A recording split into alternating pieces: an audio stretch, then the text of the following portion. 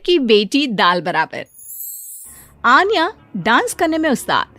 एक स्टेप जो वो देख लेती तो हूबहू उसे उतार देती। अरे आन्या बेटा, मेरी बेटी को भी डांस सिखा देना, उसका एनुअल प्रोग्राम है। हाँ आंटी, क्यों नहीं, अब कल शाम उसको भेज देना, मैं सिखा दूंगी। हाँ हाँ, नचनिया ही बन, आस पड़ोस के लोग तुझे इस्तेमाल कर रहे हैं। माँ, इस्तेमाल मेरा नहीं कला का हो रहा है। नाचना एक कला है, कला। आन्या हर बात में अच्छी थी, फिर चाहे वो अच्छा व्यवहार हो या फिर लोगों की मदद करना।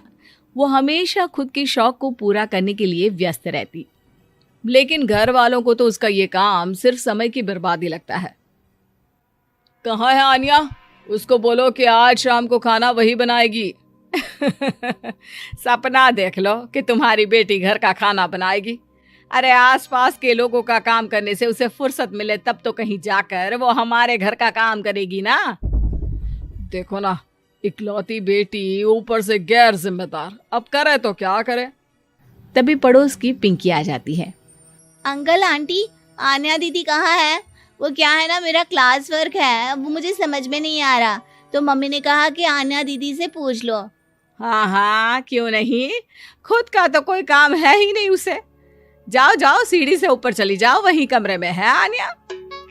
एक रोज शहर में डांस कंपटीशन वाले लोग आते हैं, जहां आन्या का डांस सबको पसंद आता है।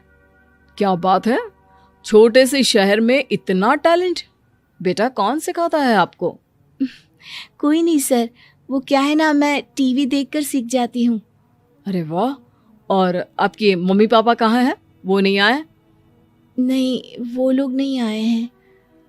आन्या कंपटीशन जीत जाती है और घर में टीवी वाले आन्या का इंटरव्यू लेने आते हैं। अरे क्या है, कहाँ घुसे जा रहे हो, क्या हो गया? आप आन्या की माँ है ना? वो क्या है ना, आपकी बेटी ने डांस का कंपटीशन जीता है, हमारे शहर के लिए ये गर्व की बात है, तो हम लोग उनका इंटरव्यू लेने आए हैं। ओहो, बड़ा तीर मारा हो जैसे। अरे उसे आता ही क्या है डांस के सिवा, कुछ और करती तो शायद गर्व होता। तभी वहां आन्या आ जाती है और पत्रकारों को इंटरव्यू देती है। उसी रोज पिता के ऑफिस में। देखो तो आजकल के बच्चे कितने स्मार्ट हैं, धन्य है ऐसे बच्चों के माता पिता को। और किस्मत वाले होते हैं ऐसे माता पिता, वरना मेरी बेटी तो किसी काम की नहीं, सारा दिन बस नाच गाने में ही दिमाग लगाती रहती है। अरे वो बच्ची हमारे शहर की ही है, कितना नाम कमा रही है डांस में, हम तो उसकी बात कर रहे हैं। अच्छा, कोई डांस में भी नाम कमा सकता है? अरे दे देना भाई पेपर की कटिंग, दिखाऊंगा आन्या को भी मैं। क्या नाम बताया? आन्या? यही तो नाम है मेरी बेटी का, आन्या शर्मा। बड़े उम्मीद से रखा था कि कुछ अच्छा नाम कमाएगी, लेकिन नहीं। आजकल के बच्चों को माँ पापा की इमोशन की कदर है क्या? अरे ये देखिए, इस बच्ची का नाम भी आन्या शर्मा ही है, जो पूरे शहर का नाम रोशन कर रही है। पिता अखबार देखते हैं तो सामने बेटी की ही फोटो रहती है, लेकिन ये क्या, जिस फोटो को देखकर हर कोई गर्व कर रहा था, पिता को उस पे कुछ भी खास दिखाई नहीं देता। हमारी ही औलाद है ये, पता नहीं कब कहाँ जाकर नाम लिखवाती है, मुझे तो पता भी नहीं है।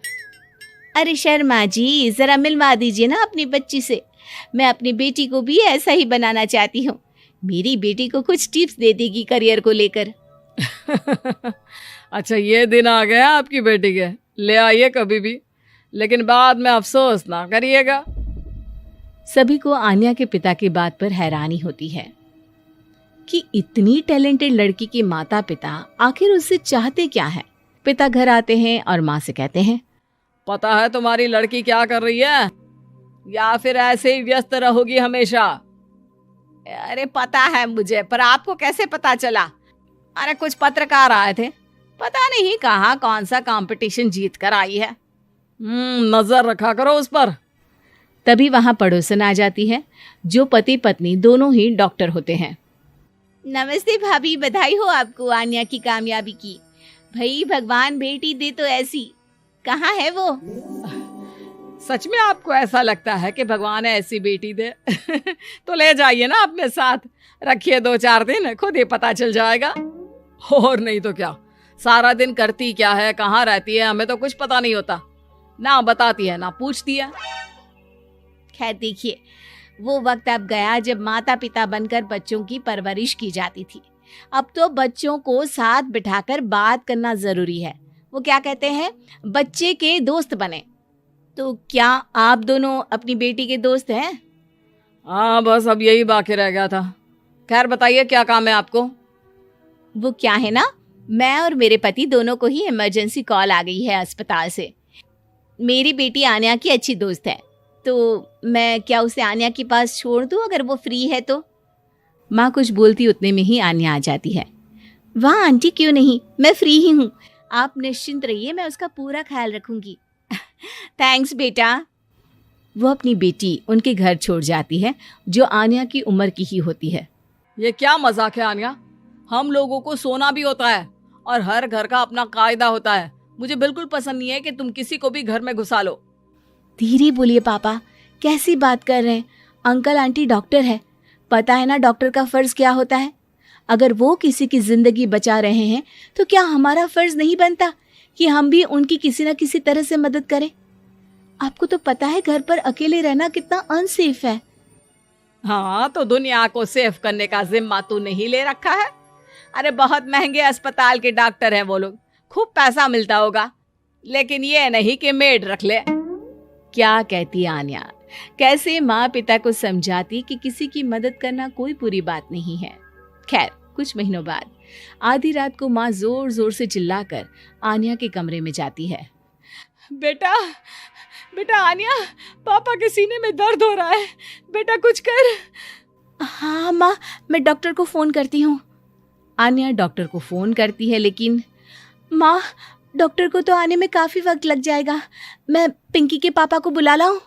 अरे वो नहीं आएंगे बेटा, वो लोग बहुत बड़े डॉक्टर हैं और हम लोगों के पास इतने पैसे भी नहीं है। माँ, मैंने डांस कंपटीशन में जो पैसे जीते थे वो है मेरे पास, आप चिंता ना करें, बस पापा का इलाज करवा ले। आन्या के कहने पर वो बड़े डॉक्टर ना सिर्फ आन्या के पापा का इलाज करते हैं, बल्कि उन्हें ठीक करके घर भी ले आते हैं। आज मैं सिर्फ अपनी बेटी की वजह से बच गया। भगवान सबको ऐसी बेटी दे।